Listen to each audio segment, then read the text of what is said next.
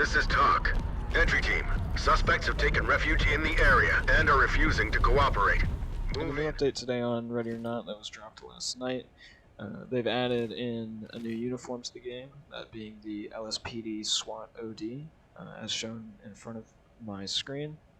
They've also done over 500 minor fixes to the game, along with adding in 3 new maps.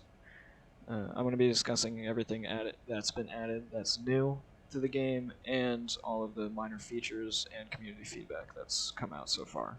New weapons added, this is one of them, it being the MP9.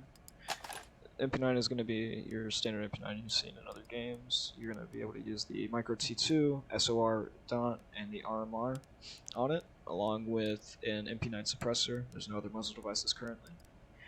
For the underbarrel, you can run either a flashlight or either variety of IR or visible laser pointers that can be used on the side or top of the weapon.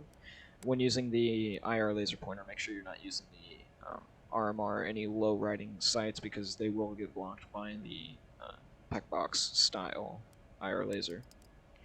The second weapon which has been added is going to be the M4 Super 90. This is going to be your semi-automatic shotgun. Attachments. For optics on this weapon, you can use the RMR dot and the SRO. For muzzle devices, you can either use a standard break or a spread choke. Both of these are going to be useful. The spread choke does actually show you that it has effects. The effects go as follows: horizontal recoil, increased accuracy, and reduced muzzle flash. For underbarrel attachments, you're going to be able to use a laser pointer and as well as a flashlight.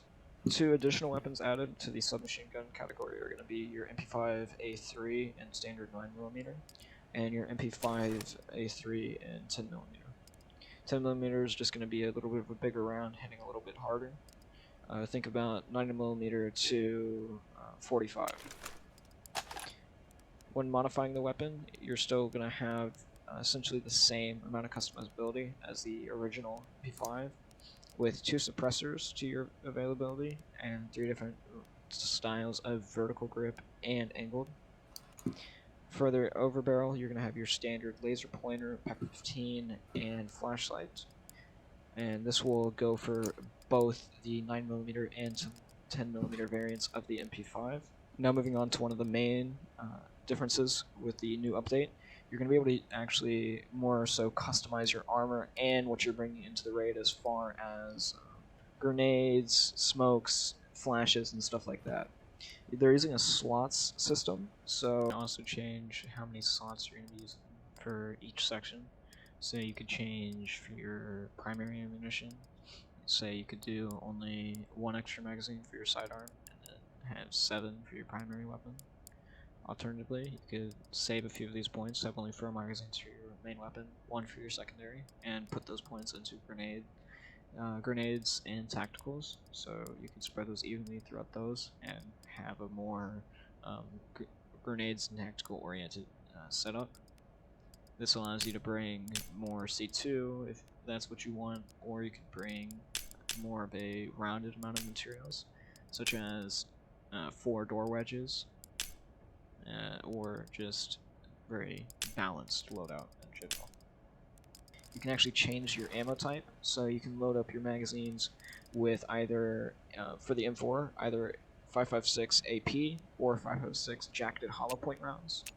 You can also have different magazines with different rounds of ammunition in them, so you can have 2 with AP and 2 with jacketed hollow point, and any other assortment of order.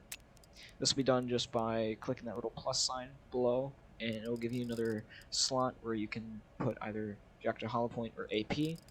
As you can see here, it doesn't allow me to do the other one because I already have 3 with AP in it.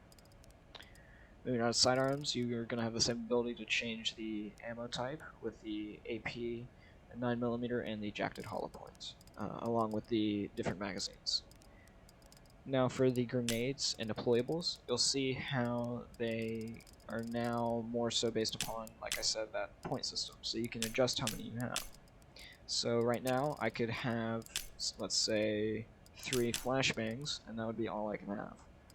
Alternatively, I could have maybe 2 flashbangs, and I could bring with me a canister of CS gas or a stinger grenade.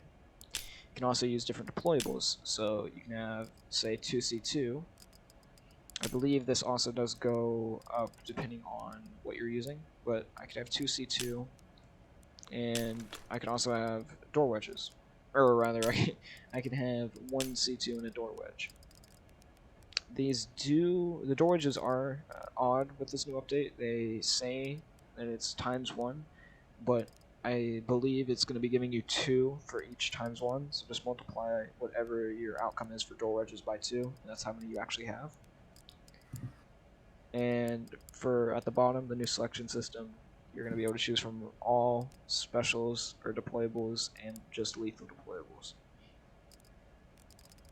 Now moving over to the armor, you're going to be able to choose what type of plates you're using, from Kevlar, ceramic, and steel. Now, you don't need to take into account real-life worries, like with steel, AR-500 steel, fragmenting on impact of a round and possibly harming the wearer when a round strikes the plate. So right now, people are most using the steel plates. Ceramic plates also are going to be widely used.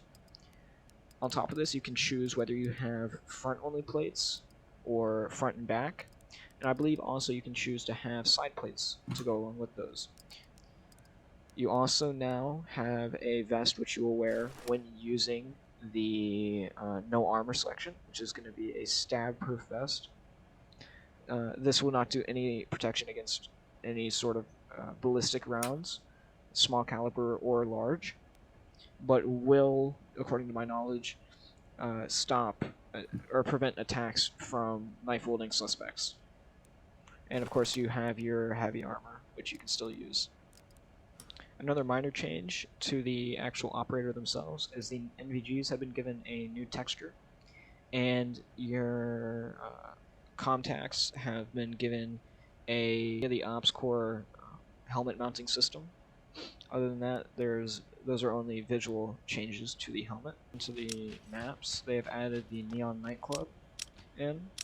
They have also added in Valhealth House, and they've added 2 additional test levels, which are going to be Ridgeline and Agency. Here's firing in slow semi-automatic shots with the new shotgun.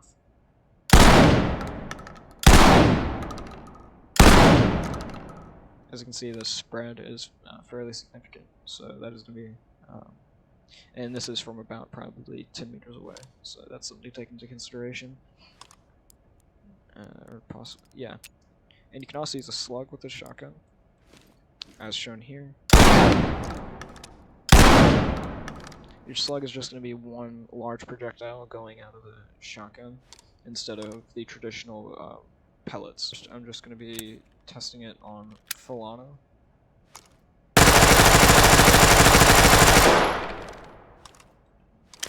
As you can see there, all of the rounds, right, general idea of how the recoil is. So as you can see there, my player kicked up all the way to the ceiling, so this gun does have quite a lot of kick. Firstly, I'm going to be firing the weapon on full auto. As with what you would expect from the MP5, a very manageable recoil to aim at the same spot and shoot directly without using my mouse to pull back any. As you can see there, the MP5 has significantly less recoil than the MP9, and is going to be a lot easier to control, a lot better for anyone who is maybe newer to the game or just wants a weapon that is not going to be kicking as much. 3 different fire modes, these being semi-automatic, burst, and your traditional full auto. First, I'm going to be firing the weapon on a burst. I'm going to do 2 bursts of the weapon into the target ahead of me. The bursts are going to be in 2 round segments. Now I'm going to do a full auto burst into the target with about half of the magazine. as you can probably see there, the recoil on this weapon is a lot more than with the MP5. Now when we're doing the test along with all the other weapons of how the recoil compares by shooting at one spot and not pulling down at all. As shown there, this weapon has about the same recoil as the MP9, though with a slower fire rate. This is just due to the bigger round being fired. That is going to be it for the video. I hope you guys enjoyed. Thank you for watching, and I'll have a video coming out probably by tomorrow showcasing the new maps added. I'm only going to be doing the 2 finished maps, and I'm not going to be doing the test maps. Again, thank you for watching, and I'll see you in the next video.